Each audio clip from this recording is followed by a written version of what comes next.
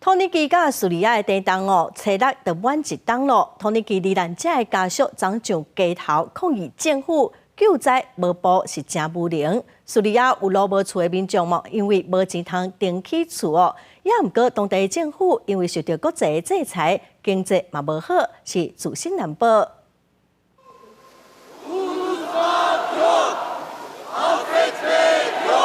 土耳其大地震重灾区哈泰城区民上街路示威抗议政府无能，在后援助暴力。国民讲一年前地震发生的时阵，有真侪台地土石堆下卡百姓因为政府救灾应变失灵，白白丧命。前几阵总统埃尔多罕伫演讲时阵，佫讲话条件。 Oy vermeyince size hizmet de yok. Sözünü açık açık söylüyorlar zaten. 迄一天，哈泰城小府安塔基亚郊区，相信家属伫望远悼念。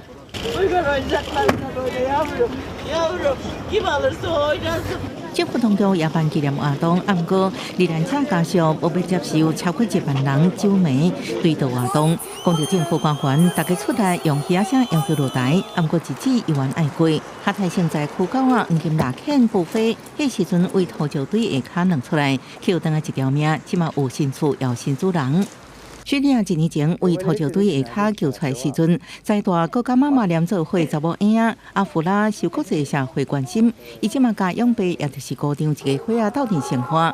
即摆大地震伫土耳其造成5.3万人死亡，伫叙利亚有6000人死亡，也有数百万人有路无厝，有灾民想要搁起厝，毋过煞无钱。